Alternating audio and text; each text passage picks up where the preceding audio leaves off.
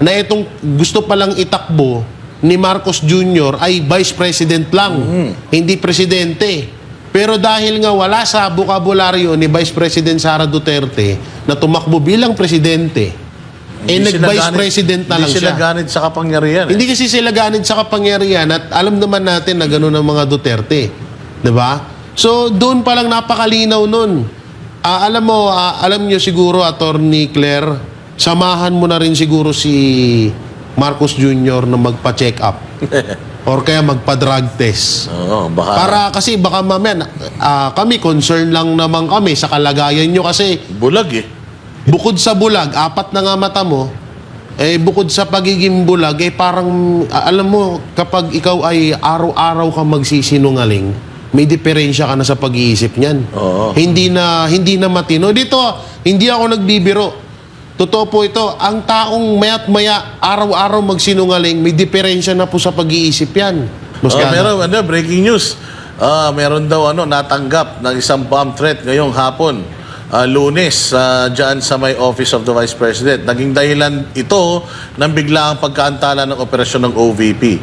Ayon sa tanggapan, agad na inilikas sa mga kawani dito sa isang ligtas na lugar matapos iulat ng isang empleyado na nakatanggap siya ng text message na naglalaman ng bomb threat. Agad namang nagpadala ang Mandaluyong City Police Office ng Explosive Ordnance Disposal or EOD team upang magsagawa ng masusing pagsisiyasat. Matapos ang inspeksyon ay walang natagpuang anumang pampasabog at muling nagpatuloy ang operasyon ng OVP bandang alas 4 ng hapon. Naku talagang kasi nga dyan ang opisina namin noon, Jay. Kung matatandaan nyo, Boss D, kung matatandaan nyo ng nakaraan, hindi ko naman pinapanalangin pero may sinabi ako. Ang kulang na lang sa nangyari noon ay yung Plaza Miranda bombing. Hindi ko naman sa tinatakot at hindi rin po ako nananalangin na mangyari yun. Pero yun na lang talaga ang kulang eh. Sa totoo lang, sa lahat na nangyari, pagpaakyat kay Pangulong Duterte sa panggigipit, kay Pangulong Duterte sa airport, nangyari na yan noon. Yung martial law ngayon, hindi, ang pinagkaiba lang, hindi dineclare. Yung panahon ni Marcos Sr., dineclare. So nangyayari na. Etong mga pagbomba-bomba na to, delikado talaga to. At sa totoo lang, yan din yung pinakaisa sa pinapanalangin ko na huwag sanang mangyari kasi sabi ko nga sa inyo, ang araw-araw na pagsisinungaling, may diferensya ka na sa pag-iisip niyan. So, delikado yun.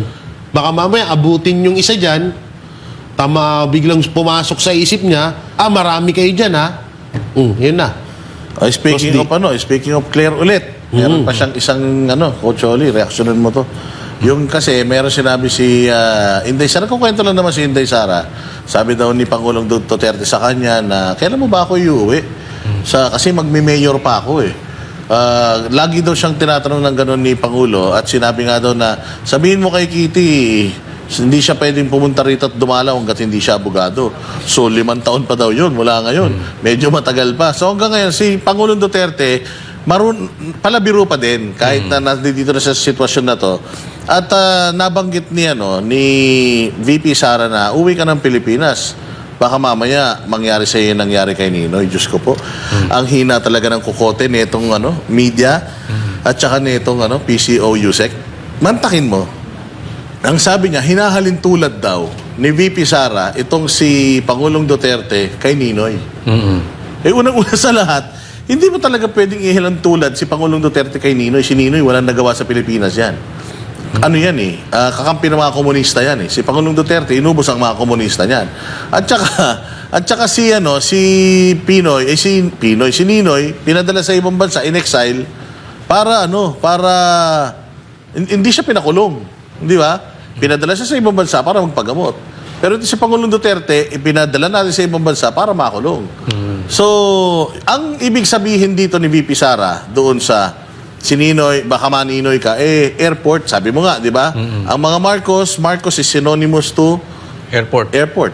Ituloy mo, Choli. Fake news talaga ito si Claire. Noong una, yung sinasabi niya na hindi siya in touch with reality. Nagpanalo daw kay Marcos, yung taong bayan. Hindi po, talo nga yan kay Lenny. Hindi, ito alam mo, sinasabi mo kanina na pag araw-araw ka nagsisinungaling. Alam mo kung talagang sinungaling yung tao? Yung sinungaling ka, pati yung sarili mo, napapaniwala mo. Ganito na si Claire. No? Talagang doon pa lang. Isipin ninyo, magpunta kayo ng mga rally. Ito lagi kong tanong sa mga rally ng PDP. Pinapatanong, sino ang nabudol dito? Ang dami nagtataas ng kamay nabudol. Kasi yung mga bumoto na yan, ibig sabihin, bumoto yan kay Marcos because of BP Sara. And I'm sure, hindi ko lang alam ang legality nito, pero nangyari ito before, nung panahon ni Marcos Sr., kung magkakaroon ng snap election ngayon, tatambakan ni BP Sara to si Marcos. Malabong manalo yan. Claire, we will even dare kung magkakaroon ng election, kung umabot siya sa 20% or 30% man lang ng boto ni BP Sara. It's impossible. Ngayon, ako I agree naman, talagang hindi mo pwedeng i-compare si Tatay Digong Kay Ninoy. Dahil si Tatay Digong, una, talagang galit na galit sa droga. Ayan po talaga, legit yan. Pangalawa, galit na galit yan sa komunista. Yes. Sa NPA. Talagang hindi yan po pwede doon sa mga rebelde na naghahasik ng lagim at salot sa lipunan. Ayaw ni Tatay Digong yan. Una, si Tatay Digong galing sa sa hindi kayamanang pamilya, no? Bagamat ang kanyang tatay ay governor, pero hindi sila yung nakuha niya yung pangalan niya by himself. Pinaghirapan yun. Ano yan oo, pinaghirapan niya. Ano yan? Sa sariling, Self-made. sa sariling pagsisikap. Pagpupunyagi, yes. At binahal siya ng tao dahil sa ebidensya, dahil sa ginawa niya sa Pilipinas. So, wag natin i-compare. Dahil, alam mo, buhay pa si Tatay Digong.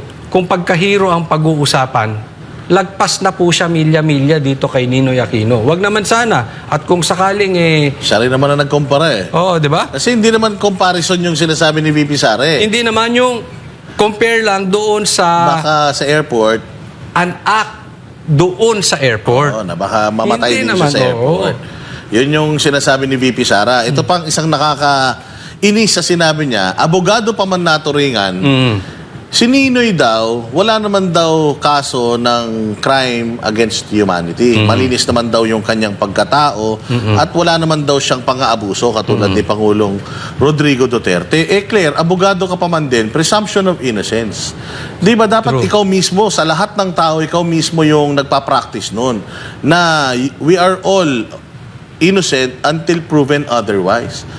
Kaya may kaso, dinidinig ito. At hindi pa naman guilty si Pangulo. Wala nga siyang isang kasong naisampa dito sa Pilipinas. Tapos sasabihin mo na may bahid ang kanyang pagkatao ng may bahid ang kanyang pagkatao ng crime against humanity. May kaso sa kanya, crime against humanity, pero hindi pa siya napapatunayang may sala doon sa mga ikinaso sa kanya kasi lahat naman pwedeng makasuhan at lahat naman pwedeng magkaso. Dugtungan mo, Jay. So, ibig sabihin, parang inamin ni Claire na etong si Aquino ay ipinapatay talaga ng Marcos. Oo, no? Kasi Parang isipin ganon. nyo, kasi si Ninoy walang di ba sinabi ni Claire, wala daw pinapatay ng mga tao. Hindi daw katulad nung kay Pangulong Duterte, di ba? So doon, tsaka ito pa, kakampi ng Aquino ang mga NPA noon, ang mga makakaliwa. So wala talagang magbabalak kay Aquino na patayin siya. Alam naman natin yung mga ganyang gumagawa mga makakaliwa. Plaza Miranda bombing. So sa Plaza Miranda bombing pa lang. Tapos ito pa ang pinakamaano dito. Tama nga yung sinabi ni Vice President Sara Duterte na baka mamatay si Pangulong Duterte pag umuwi ng Pinas. Kasi una-una sino magalit sa kanya? Ang dami. Drug lord. NPA. At yung mga negosyante na ilang taong nang dito na nagyamanan sa Pilipinas na binangga lahat tax evaders. na binangga lahat ni Pangulong Duterte. So yung tatlong yan ang mga kalaban at pang-apat ngayon yung administrasyong Marcos. Ayun yung kalaban ng mga ni Pangulong Duterte na maaaring magpapatay sa kanya. Yung apat na nabanggit ko na yan. Kaya yung sinasabi ni Vice President, lang yun paalala lang yun sa kanyang ama. No, hindi yun sinasabi niya na pag lumapag ka na plano, papatayin ka ni ganito, ni ganyan. Wala naman sinabing ganun. Baka ikamatay mo. Baka kaya nga may baka, alam mo ba yung baka, hindi yung yung kinakain ha. Baka na words, katanungan, ganun. Anak ng teteng, naturingan na attorney ka, nileleksyonan ka ng grade 2. Tsaka Jay Guevara. Visit na to. Jay Guevara, buti sana.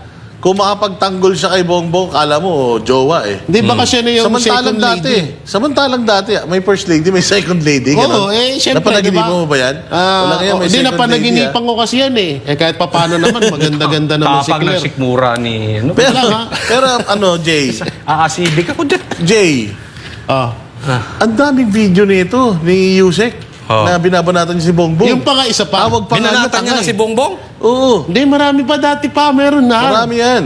Alam Kaya mo yung mga sinasabi niya ngayon, Cocholi, na pagtatanggol kay Bongbong, Eh siya, fake news pala. dinura niya na noon yan. Kinain niya yung dura niya? Oo, ganun na suka. nga. Dinampot niya. Yung sukay niya, hinigop niya ulit. Kaya Ew. Sintabi na sa mga kumakain. Sabi ko sa inyo, hindi lang suka kinain yan, pati echas ni Oo. BBM Kaya kinain nga- na yan. kaya nga Parang baka- pinakamagaling na tao sa buong mundo, mas magaling pa sa tatay niya eh. Oo. Si Bongbong ko, ipagtanggol niya eh, no? Kaya Pag nga, na nadidinig ko yan, parang ang tingin ko kay Bongbong parang Diyos Santo, eh. no? Oo, pagka ipagtanggol nito si Claire.